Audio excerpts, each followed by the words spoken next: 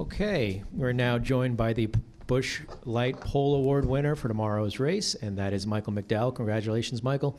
We'll go right to questions. If you have one, please raise your hand. We'll go to Reed and then Dustin. Reed Spencer with the NASCAR Wire Service. Looking at the Ghost car, you did something in 3 and 4 that no one else could come close to matching. What was it? Well, this is where I always say being a student and studying matters.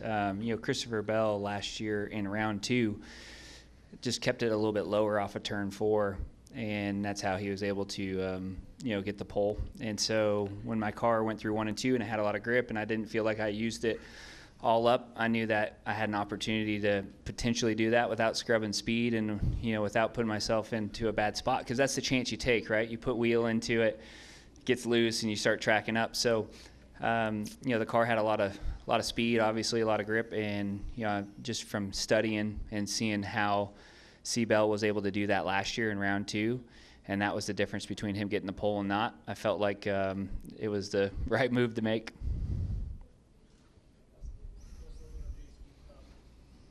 Snobino Jayski. Michael, congrats on the pole.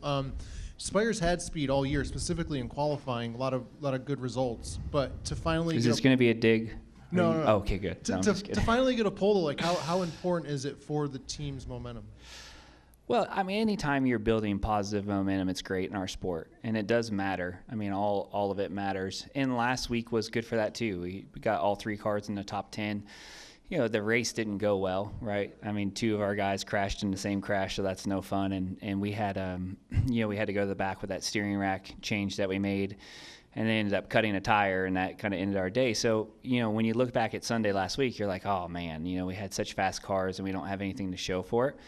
But that's what's great about our sport is you get to re-rack them and get ready the next week. And, this was the true test for us. I really felt like that. I think I talked about it a little bit last week is this will be the test because Vegas, places like this, they challenge everything, right? Aerodynamics, engine, setup. You got to hit everything just right to be fast here. And so this was kind of that unknown coming into it of, will we have the speed that we've shown at other places? And obviously we did. And so just really proud of everybody at Spire Motorsports. I mean, we're building something, and we know that, and that's kind of the mindset that we have. And this is just one of those next steps that help us get to the next step. That'll help us get to the next step. Mm-hmm. Go here in the middle. Michael, Mitchell Brewer, Black Hat Sports. Michael, this is now your 7th career pole, 7th in the last 2 seasons. What does it mean just to kind of found that speed during qualifying and start getting these poles? Yeah, it's cool. It's great. I mean, it's a lot of fun to come here and have a shot at being at the pole and then executing everything perfectly, which is really tough in our sport. You have to hit everything perfect, and you guys saw how tight the times were.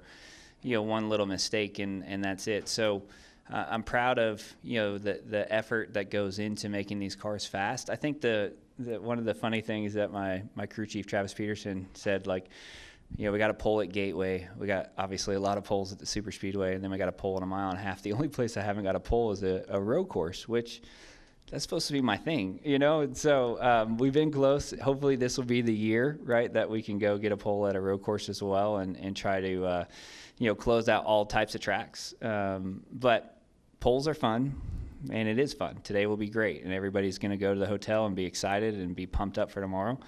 But wins are what matter.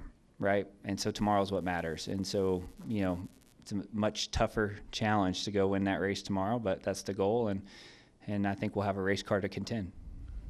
Go here in the middle, and then to Zach. Tom Zaleski, Iron County Today. Michael, I'm watching you on the TV as the other drivers are all going through their laps. You were exhaling and inhaling constantly and stressing out. What was the mood like when it finally was over and you were in?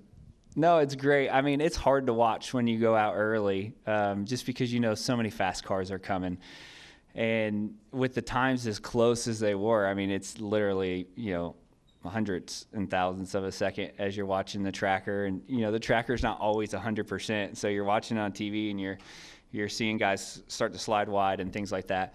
I'll tell you one thing that was nice is normally you go out there and you put up a big lap, right? And you're shaking and, you got the adrenaline pumping and you execute it. And then you got to get ready to do it again because we used to have 2 rounds, right? And so when I got out, I was like, whew, I don't have to do that again. So there's a little bit of relief as far as that goes.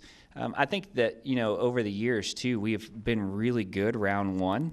I think that we've probably would have a lot more poles if it was just round 1. And then round 2, we seem to, slip back. So I think this new format might help us a little bit, or help me. Maybe I'm good at executing it once, but not twice.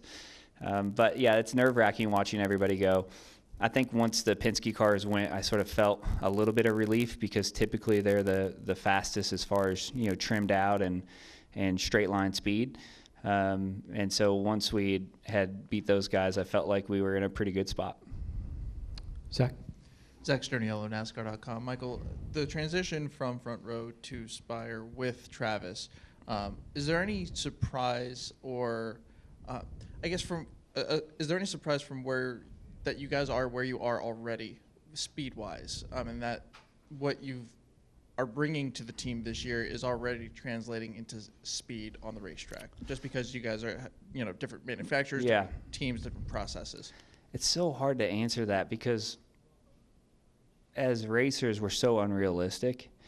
Yes, we thought we would do this. We thought we'd sit on the Daytona pole. That's just the mindset. It doesn't mean that it's right, and it doesn't mean that it's, going to happen, because it is a lot to learn the tools and the processes. And, what I would say is that Spire had a really good baseline before we got there. You guys saw last year, at the end of last year, Carson was rattling off top 10s, and him and Luke were qualifying in the second round and doing all the things. So it's not like we came there and we had a lot to go forward to be in this spot, and it's details and it's people and processes, and we still have a lot to do. We are not where we want to be. Today the speed is where we want to be, but there's so many things that have to, happen over the next 30 days, 90 days, 6 months, year, to put us in a real position to contend week in and week out. But we're moving in that direction. And so I'm glad we are where we are, but I'm not surprised by it, but I probably should be, if that answers it. We have time for 2 more. We'll go to Bob and then wrap with Jeff. Bob Hockers, Fox Sports. You may not know yet, but a lot of people last fall, the Pulsar didn't pick pit stall 1. They picked pit stall 6. Yeah. And I'm curious if you know which one you're going to pick. It's one of those things that I study all aspects of driving. I do not study aspects of strategy or pit stall selection. I let the smart people do that, and they tell me where we're going to be and how we're going to go. And so I'm not sure what Travis's game plan was at, but I do know that he's prepared, and he always thinks we're going to get the pole, so he's not surprised by it. So he already has a plan. So we'll see which one he picks here. But, so I stay out of those types of things unless I have an opinion where, just track history and things like that. So we'll see. Jeff? Michael, there's been a conversation this year ongoing about the approval process between Mike Wallace and Elio, Catherine, Casey Mears is now also involved.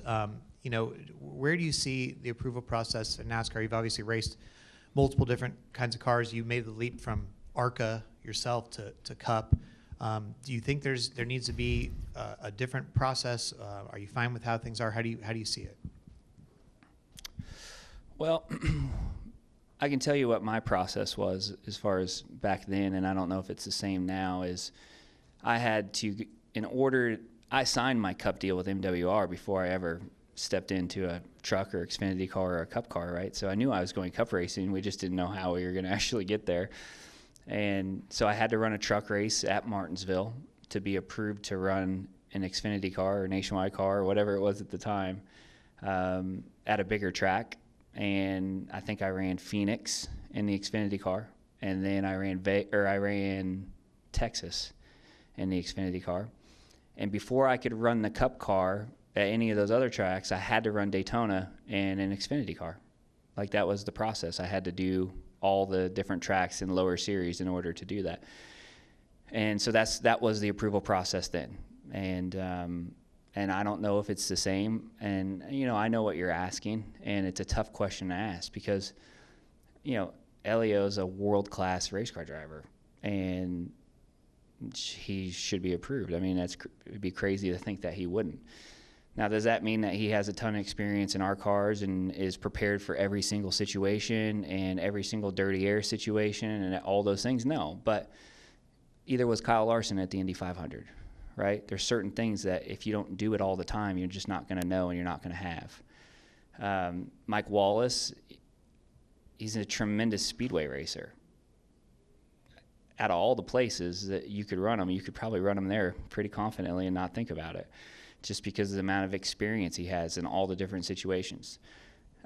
Casey Mears, I mean, I have no problem with Casey Mears driving. He's done 490 Cup starts and is a great race car driver, and he's not that far removed from it.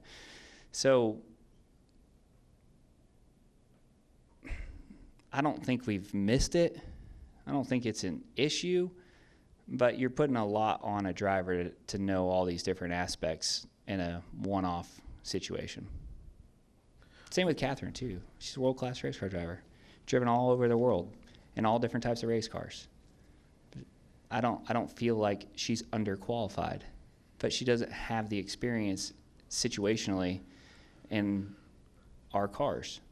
And I don't know how much racing would, if she did an Xfinity race at Phoenix, I don't know if that would change anything.